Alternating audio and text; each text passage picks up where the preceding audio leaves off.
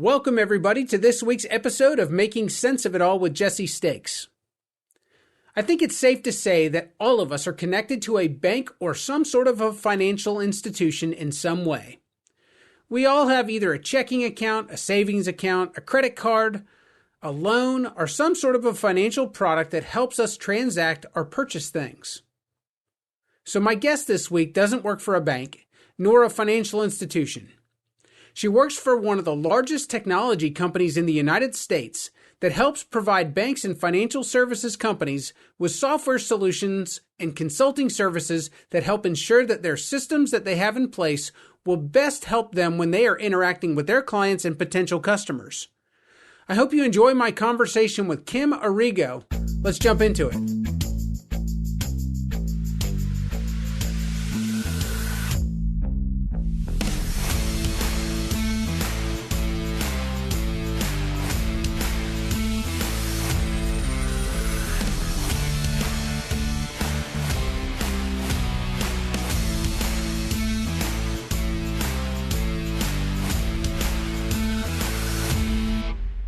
Kim, thank you so much for joining me. Of course. Thank you so much for having me. So, we don't have to go into a tremendous amount of specifics, but for my audience, can you share a little bit about what you do? Yes, most definitely. It's funny. I get this question all the time, especially from my family. They're like, what do you do? So I work in tech sales, specifically with financial services. So what that means is financial services, a lot of banks and credit unions and all that fun stuff, fintechs, they are on outdated technology and they're interested in moving forward, making sure that their platforms are up to date. So my job is basically to consult them, understand their business needs, what they're trying to accomplish, where they plan to be in the next 5, 10, 20 years, and then helping them come up with a roadmap and a solution for getting to that next step. I got to imagine that's pretty difficult. You're talking about moving a lot of data, a lot of very, very sensitive data at that. How does that work as far as you're not only are you talking about migrating data, but you're also talking about protection. Yes? Yeah, so it's definitely difficult. And I think that's why there's been an uptick when it comes to financial services in technology and why they are going with, larger companies that are tried and true. One thing I just want to call out before we get into the why or how difficult it is. I guess people started getting more interested or banks started getting more interested in technology when COVID happened, because everyone was working from home, but these systems weren't built in the cloud, right? You have to be at the bank working. So the banks wanted to figure out how do we get in the cloud, but how do we make sure it's secure? So yes, to answer your question, it is very difficult, but it's not doable. So that's why we have to come up with roadmaps and come up with a plan in order to make that happen. No doubt. For years, banks have stayed on the old green screens or the old black screen programs, the old DOS-based programs, because of, not only is it painstaking and time-consuming to move systems, but I think the worst thing in the world that a bank can hear is data breach. Oh my gosh. Yeah. And that's one thing too, that's definitely a question that we get often. Are you guys secure? How do we know? So we just, rely on our history and the big banks we do support. And we have those as our customer stories. So that's one way we're able to help build that relationship and build trust with our clients. No doubt. Well, and we'll jump into it, but I really would like to take a step back first. And Kim, did you always want to be in sales? Did you always want to be in tech sales for that? No. Funny. I feel like I will pay $1 million to the person who says that they're in sales and it was part of their plan. So I actually started in sales in college. I was working the front desk at a hotel and I absolutely loved it. I absolutely loved it. And it was really nice because the owner of the hotel took me under his wing and was like, look, you don't have to, this doesn't have to just be a college job. You can make a career out of this. So I became really close to the director of sales in my properties.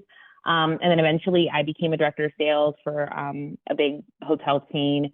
I did that for quite some time. Never thought I would leave the hotel industry. And then here I am in tech sales. But to answer your question, no, I did not plan on being in tech sales or in sales in general. But I've been in sales for quite some time. Okay, so I got to ask that question then. What made you decide to go from hospitality to technology sales? Yeah, so I always loved tech. I always like just had a passion for innovation, all that stuff. What really prompted me was I was pregnant with my first child, actually right after the pandemic, so in 2021. I was pregnant, and while I loved working in the hotel industry, and I was so excited that, or thankful that I was able to stay in the industry even during COVID, I never lost my job or anything. I knew that I eventually wanted to pivot to something that was more challenging because I had been in hospitality for so long. And I felt like once you get to a certain stage, it's not, nothing's really changed. You're not really learning much. So when I had my daughter, I started working for a tech startup.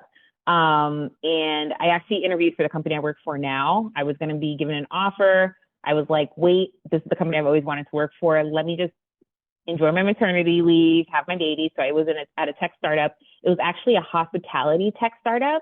So that was great for me because I was merging hospitality and technology. So it was easy for me to like learn. And then once my daughter turned a year old, the company reached back out to me, was like, hey, so let's reach out to you in a year. Are you still interested? I said yes. And then here I am. So that's how I pivoted from hospitality to technology. I think it's one of those industries, whether it's hospitality or the restaurant business, it is such a great learning field, or it's kind of that, incubator for sales, because you learn how to deal with people. You learn how to, you know, for lack of a better way of saying it, take a lot of crap from people and smile while doing it. Would you agree with that? I mean, I think some of the best salespeople in the world come out of the hospitality and in the restaurant business. 100%. And that's actually a really good point that you're making because when I was in sales in the hospitality industry, I thought all sales environments were like this. Like I thought we all had to smile through and like, yeah, we'll do whatever. Like I just thought it was like that. And then once I transitioned to tech sales, it was like, oh wait, we don't have to give the warm and fuzzies. Like that's not everyone's style, right? But I think that has made me a little different when it comes to my clients. Like right now, I'm working on a big project for an older, and it's interesting because the way we communicate with them is very like in the tech world or in sales, it's just very like to the point. But I'm like, no, they're from a small town. Like we really got to embrace them. So I'm like bringing my hospitality side into my sales process. So yeah, I would agree with you. We do learn a lot there, and we have to smile through it, through all the things. So well, and you I said agree. it before. You said it before. Even things like the pandemic, just the fact that we're in 2023 and technology has become such a huge part of our lives, whether it's finance, banking, any industry that you're talking about, technology has become a very, very large component of almost every single industry out there. Yeah, and I agree. Like even the hotel chain that I worked for, even across the entire hotel industry, when COVID hit, what happened? People didn't want to go to a front desk, right? So now they had to create like these digital check-in experiences. Like all of that stuff was born during COVID, and I watched it happen and unfold. But it's so interesting because again, I felt like, oh, I feel like I know everything about hospitality. There's not much more growth that needs to happen. But COVID showed me otherwise. Like, no, you have to, like, things can shift the industry and you have to stay on top of it. And technology typically is the answer. No doubt. Well, and I think you can't, I mean, change and growth are the two constants in life. If you're not changing and growing on a constant basis, you're going to be left behind. So Right. do you see a lot of competition in what you do as far as, I mean, as technology has become a big driver for all industries, I got to imagine there are a lot of players in those industries at this point. Yes. Short answer is yes. There's a ton of competition, a lot of people who have been, or a lot of companies that have been in the industry for a while, a lot of companies that are newer, trying to disrupt the industry. So yes, there's definitely a lot of competition. Um, I got to imagine with that, it's just like anything else. There's advantages, there's disadvantages that technology brings into all industries, and you've got those folks out there that sometimes they think it's a fad and they think, okay, things will swing around the other way. Face to face will become new again, or it'll become popular again. Do you ever see things kind of going back towards a more analog world, if you will, or do you think digital is here to stay and that we're just going to move forward in that direction? That's a great question. And I think two things can be true at once. So my opinion is technology is needed. It's never going to go backwards. And that's just what it is. as far as the other piece of it, I do think that while technology is great for communicating with people and getting quick answers and all that stuff, that may not be what moves the needle in your business. Like, for example, a lot of the banks I work with, they're old school. They're like, no, we want people to come into the branches. Like, we still want that experience. So one thing I always tell people when it comes to technology, it doesn't necessarily have to change your business model, but I think the most important part of technology is being able to have that capability and function for the people that do require it. For example, maybe younger people or whatever, but also more so for data. To be completely honest with you, I think the technology piece is so important for data because then you can leverage that data to make more better insights and make more informed decisions. Just like with Google, we go on Google, we can Google any question we have, we get a ton of information, and then we can make a more informed decision. I feel like that's the same when it comes to companies. Yes, technology can make your teams better or make your customers happier, but I think the biggest part of it is the data piece of it, to be honest. Well, and I also think that the word differentiation comes into mind for me because you have to differentiate yourself.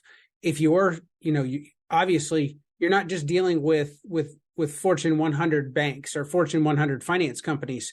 So if somebody's trying to compete with the biggest guys on the block, like let's say Wells Fargo or Bank of America, and you're a small bank that doesn't have that spend capability that those larger institutions do, then you're going to fail at trying to emulate what those bigger players in the industry do. But if you try to differentiate yourself, if you offer more customer service, if you offer things that they don't anymore, then you're going to have a huge sector of the population that want that personal touch, that want that feel. But then the technology piece, you still have to have it in the background. You still have to have something that's easy to play with. I always think about it. I always liken it to an iPhone. If anybody, even our older population, can pick up an iPhone and use an iPhone, they can learn how to use it within a 30-minute setting. Other operating systems sometimes are much more difficult to get used to, but that's what Apple has they've hung their hat on, is that, hey, you can pick it up and it's so intuitive, you're going to know how to use it before you even know how to spell it. So, I mean, I do think that there's a huge window for that. I think that especially in the finance industry, you're never going to lose that face-to-face demand or that demand for personal touch. So that if as long as there's those folks that are out there still trying to differentiate themselves, still trying to give customers options and choices, I mean, I think there's always room for that. No, and I agree. I think that's an awesome point. And I also think enabling your bankers, right? So if your banker, let's say you have that person who comes into the bank every Saturday, they don't want to have that digital experience, but your banker is only limited to the information they know about that person coming in on Saturday, right? But having the technology that shows their full picture or a holistic view of that customer, I think that also helps with the differentiator, right? So having that technology as a tool, and to your point, something that's easy, that's easy to pick up, whether it's the customer or from the client. But yeah, I agree 100%. Yeah, absolutely. So from your perspective you really are operating kind of as far as end user customers wouldn't know Kim Arrigo, but they would know your products because they're products that are helping them. So it's from your perspective, where do you see things going over the next 3 to 5 years? I think the next 3 to 5 years, I'm really curious to see where AI is going to go. I think AI definitely is going to be the biggest thing. And we already know right now there's a lot of focus on it. But I'm curious to see what companies are going to do with AI. So I honestly think that's the biggest thing that we can expect in the next 3 to 5 years. So I think it's a buzzword. And I think everyone's getting used to hearing the term artificial intelligence, AI, automation. But what does it mean? Like when you say that you see it, kind of taking up, a big kind of front stage view in the next 3 to 5 years, what does that mean other than the term? Like, what is that term going to actually, what is it going to show? How is it going to look in the next 3 to 5 years? And I'm happy you asked that. And I'm going to tell you how I believe it is or what I believe it means. And it might mean something to somebody totally different. So AI, artificial intelligence, in my opinion, is how data is actioned upon, right? So if I know Kim likes the color pink, every time she comes to our website, she's clicking on something that's pink. I know that she's always clicking on sweaters that are pink. I know that she had a problem with her last order, whatever. If I'm the person who's the customer service agent who gets the call from Tim, on the screen, instead of it telling me all this data and all this information, these random siloed pieces of data, it'll summarize what does that mean to me? So I can make a more informed decision as a customer service person to action that thing, right? So when people ask me like, what is AI?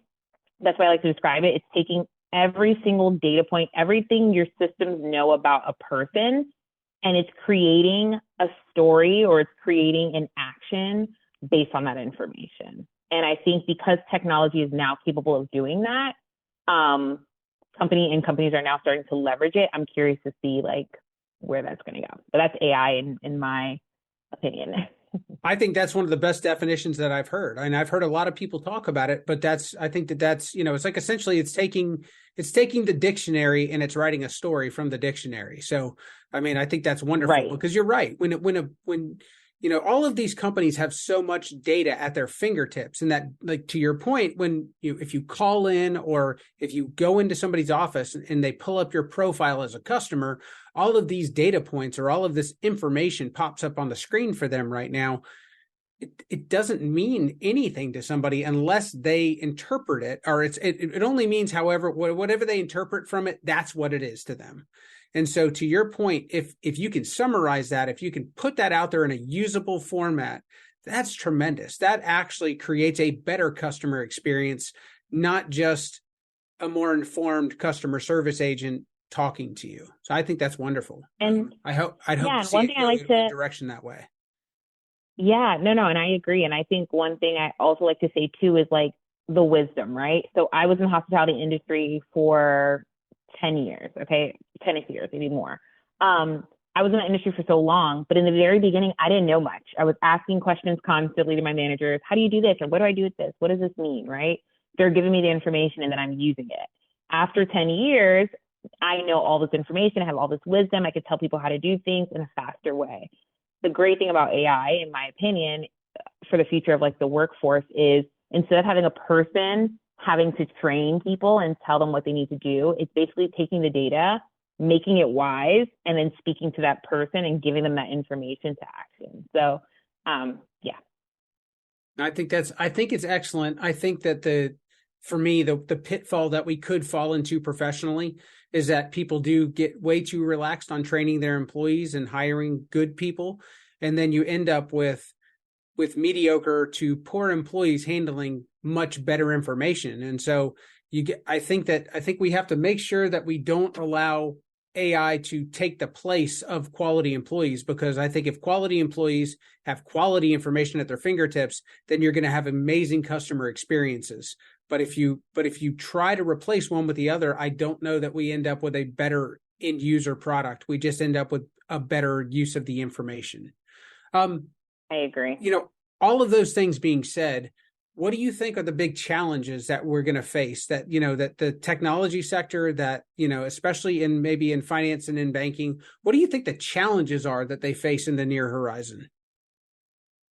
Yeah, I think the challenge just across all industries that may be faced when it comes to, like, even we'll just talk about AI, relying on it 100%, right? Because I use ChatGPT, I use all these tools. They're not perfect. So you might put in a question just because it says something doesn't mean it's correct. The other day I was trying to show my husband like, oh, let me show you how cool ChatGPT is. And like, I showed him like, oh, who won? Or I said like, who won the last Browns game or something. And it gave us information from like last season. My husband's like, that's not a player anymore. And like just all this stuff. So it's not perfect. So I think the challenge may be if companies are relying heavily on that, or, who knows, maybe companies may find themselves in a pickle where they're getting sued or something because AI told somebody to do something and that wasn't correct or whatever. I think there's definitely challenges there. I also think that a problem that may come up in the future is going to be data not being secure. So ChatGPT and all these AI tools are pulling data from all these different places. And previously, certain websites didn't have certain protections and certain security layers. And now AI has that information. And that's also very scary. Like, oh my gosh, do they have information about me? Are they spitting out to other people? So I think those are the challenges we'll see in the future, just security and relying too heavily on it. Kim, I think you're a tremendous resource. And I think that if people are looking to upgrade their technology at their financial institution, even if they just want to have a conversation with you and they don't know if they want to do it yet or not, or they'd just like to learn what's available. I think that you'd be a tremendous resource to talk to. So if any of my listeners want to, what's the best way to get a hold of you? Yeah, LinkedIn would be the best way. Jesse, I don't know if it'll be best if I give you my LinkedIn profile and then you can add it perhaps in the show notes. But yeah, LinkedIn would probably be the best way to reach out to me. We absolutely can do that. That's not a problem. Kim, I want to thank you very much for joining me. I enjoyed it. I think that, like I said, I think you're a tremendous resource, and I look forward to learning more from you. Awesome. Thank you so much for having me, Jesse. I'm sure I sound like a broken record or that I'm beating a dead horse, but technology really is inescapable at this point. It's invaded all industries. I really did like what Kim said when she mentioned that professionals need to be able to utilize technology to have better interactions with their customers and create better experiences. But I don't think we should be replaced by it. That being said, there are a lot of companies that are trying to replace people with automation, and they're leaving pockets of opportunity for small competitors to offer a high level of customer service and a quality experience and earn a lot of business doing so. Take advantage of it. That all being said, that's going to do it for us this week. I hope you enjoyed the conversation with Kim Arrigo. I'll catch you guys next time.